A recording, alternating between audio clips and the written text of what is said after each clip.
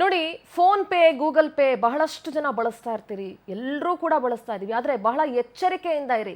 Especially ನಿಮ್ಮ ಮನೆಯ ಹೆಣ್ಮಕ್ಳಿಗೆ ಹಣ ಹಾಕಿಸ್ಬೇಕಾದ್ರೆ ಯಾರ ಹತ್ರ ಆದ್ರೂ ಇನ್ನೂ ಎಚ್ಚರಿಕೆಯಿಂದ ಇರಿ.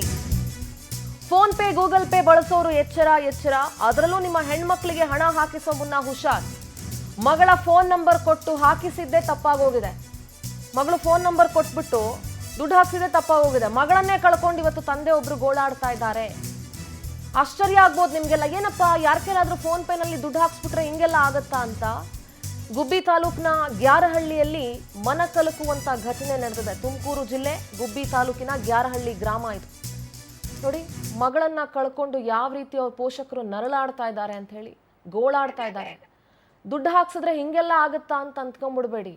ಇವತ್ತಿನ ಪ್ರಪಂಚದಲ್ಲಿ ಏನು ಬೇಕಾದ್ರೂ ಆಗತ್ತೆ. ಏನಿದು, ಯಾಕೆ ಹಿಂಗಾಯ್ತು ಹಂಗಾದ್ರೆ?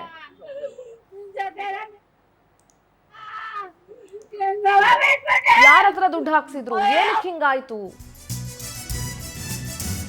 ವಿವಾಹಿತನ ಕಿರುಕುಳಕ್ಕೆ ಬೇಸತ್ತು 22 ವರ್ಷದ ಯುವತಿ ಭಾವನಾ ಆತ್ಮಹತ್ಯೆ ಮಾಡ್ಕೊಂಡಿದ್ದಾರೆ. ನೆಲಮಂಗಲದ ಚಿಕ್ಕಮ್ಮನ ಮನೆಯಲ್ಲಿ ಭಾವನಾ ನೇಣಿಗೆ ಶರಣಾಗಿದ್ದಾರೆ. ಗ್ರಾಮದ ವಿವಾಹಿತ ನವೀನ್ ಎಂಬಾತನ ಕಿರುಕುಳಕ್ಕೆ ಬೇಸತ್ತು ಭಾವನಾ ಸೂಸೈಡ್ ಮಾಡ್ಕೊಂಡಿದ್ದಾರೆ. ಮೈಸೂರಿನಲ್ಲಿ ನರ್ಸಿಂಗ್ ಮಾಡ್ತಾ ಇದ್ರು ಯುವತಿ ಭಾವನಾ. ಮಗಳ ಖರ್ಚಿಗೆ ಫೋನ್ ಪೇ ಮೂಲಕ ತಂದೆ ಹಣ ಕಳಿಸ್ತಾ ಇದ್ರು. ಗ್ರಾಮದ ನವೀನ್ ಮೊಬೈಲ್ ಮೂಲಕ ಹಣ ಕಳಿಸ್ತಿದ್ರು ತಂದೆ. ಏನೋ ನನ್ನ ಮಗಳಲ್ಲಿ ಓದ್ತಾ ಇದ್ದಾಳೆ ಅಂತ ಮೊಬೈಲ್ ನಂಬರ್ ಇಟ್ಕೊಂಡು ನನ್ನನ್ನು ಪ್ರೀತಿಸು ಅಂತ ಆತ ಭಾವನಾಗೆ ಕಿರುಕುಳ ಕೊಡ್ತಾ ಇದ್ದ. ಈಗಾಗಲೇ ನವೀನ್ಗೆ ಮದುವೆಯಾಗಿ ಮಕ್ಕಳು ಸಹ ಇದ್ದಾರೆ. ಆದ್ರೂ ಅವನು ಭಾವನಾಗೆ ಹಿಂಸೆ ಕೊಡ್ತಾ ಇದ್ದ. ಪ್ರೀತಿ ಮಾಡದೆ ಇದ್ರೆ ರೈಲಿಗೆ ತಲೆ ಕೊಟ್ಟು ಸತ್ತೋಗ್ತೀನಿ, ಹಂಗೆ ಹಿಂಗೆ ಅಂತ ಏನೇನೋ ಹೆದರಿಸ್ತಾ ಇದ್ದ. ರೈಲ್ವೆ ಟ್ರ್ಯಾಕ್ ಮೇಲೆ ನಿಂತ್ಕೊಂಡು ಫೋಟೋ ಹಾಕಿ ಬ್ಲ್ಯಾಕ್ ಮೇಲ್ ಬೇರೆ ಮಾಡ್ತಾ ಇದ್ದ. ನವೀನ್ ಕಿರುಕುಳದಿಂದ ಬೇಸತ್ತು ಮಾತ್ರೆ ಸೇವಿಸಿ ಭಾವನಾ ಆತ್ಮಹತ್ಯೆ ಮಾಡ್ಕೊಂಡಿದ್ದಾರೆ. ನೆಲಮಂಗಲ ಪೊಲೀಸ್ ಠಾಣೆಯಲ್ಲಿ ಪ್ರಕರಣ ದಾಖಲಾಗಿದೆ. ಒಂದು ಹೇಳ್ತೀನಿ, ಇಂಥ ಬಹಳಷ್ಟು ಜನ ಇದ್ದಾರೆ. ಆ ಪೋಷಕರ ಅಸಹಾಯಕತೆಯನ್ನ ಪಡ್ಕೊಂಡು ಬಹಳಷ್ಟು ಜನ ಹೆಣ್ಮಕ್ಳ ಜೀವನದಲ್ಲಿ ಆಟ ಆಡ್ತಿರೋರು ತುಂಬಾ ಜನ ಇದ್ದಾರೆ. ಹಾಗಂತ ಆತ್ಮಹತ್ಯೆ ಎಲ್ಲದಕ್ಕೂ ಪರಿಹಾರ ಅಲ್ಲ. ಒಂದು ಪೊಲೀಸ್ ಕಂಪ್ಲೇಂಟ್ ಕೊಡ್ಬೋದಾಗಿತ್ತು. ಎದುರಿಸ್ಬೇಕ್ರಿ ಹೆಣ್ಮಕ್ಳು, ಇಂಥದ್ದನ್ನೆಲ್ಲ ಫೇಸ್ ಮಾಡಬೇಕು.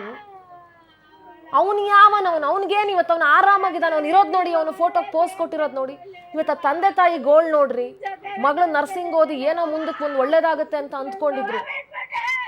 ಪಾಪ ಆ ತಂದೆಗೆ ಫೋನ್ ಪೇ, ಗೂಗಲ್ ಪೇ ಇದೆಲ್ಲ ಹ್ಯಾಂಡ್ಲ್ ಮಾಡಕ್ ಗೊತ್ತಿದ್ರೆ ಅವ್ರು ಯಾಕ್ರಿ ಬೇರೆಯವ್ರ ಕೈ ಕಾಲು ಹಿಡ್ಕೊಂಡು ಅವ್ರ ಮುಖಾಂತರ ದುಡ್ಡು ಹಾಕಿಸ್ತಿದ್ರು? ಆ ಹೆತ್ತವ್ರ ಶಾಪ ತಟ್ಟಲ್ವಾ ಅವನಿಗೆ?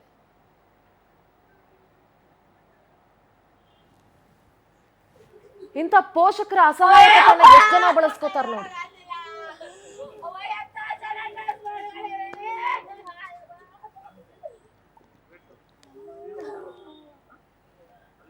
ಅವಳಿಗೆ ಗೊತ್ತಿಲ್ದಲ್ಲೇ ಟಾರ್ಚರ್ ಮಾಡಿ ಅವಳನ್ನ ಬುಟ್ಟಿಗೆ ಹಾಕೊಂಡು ಹಾಸ್ಪಿಟ್ಲ್ ಹತ್ರ ಅಲ್ಲಿ ಇಲ್ಲಿ ಇವಳು ನಂಬರ್ ಫೋನ್ ಪೇ ಮಾಡಿಸ್ಕೊಂಡಿರೋದನ್ನ ಇಟ್ಕೊಂಡು ಏನೇನೋ ಬ್ಲ್ಯಾಕ್ ಮೇಲ್ ಮಾಡ್ಬಿಟ್ಟು ನನ್ನ ಮಗಳನ್ಗೆ ಇವತ್ತು ಮಾತ್ರೆ ನುಗ್ಗಂಗ್ ಮಾಡಿದ್ದೆ. 20 ದಿವಸದಲ್ಲಿ ಮಾತ್ರೆ ತಗೊಂಡಿದ್ಲು.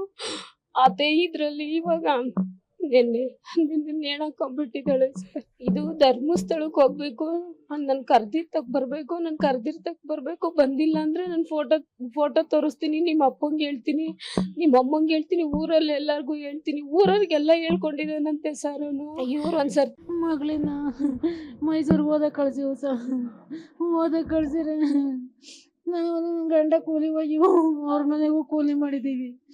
ನಾವು ಓದಿಲ್ಲ ಸರ್. ಅವ್ರು ಓದಿಯಾರೆ ಅಂತ ಹೇಳಿ ಅವ್ರಿಗೆ ಫೋನ್ ಪೇ ಮಾಡೋಕ್ಕೆ ಯಾವಾಗಲೂ ದುಡ್ಡು ಕೊಡಿವು ಸರ್.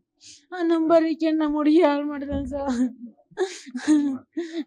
ಯಾರ ಅವನು ಎಲ್ಲ ಫ್ಯಾಕ್ಟ್ರಿಗೆ ಹೋಗ್ತಾನಂತೆ ಸರ್. ನಮ್ಮ ಹುಡುಗಿಗೆ ನಮ್ಮ ಯಜಮಾನ್ರು ನಾಟಕ ಆಡಿದ್ರು.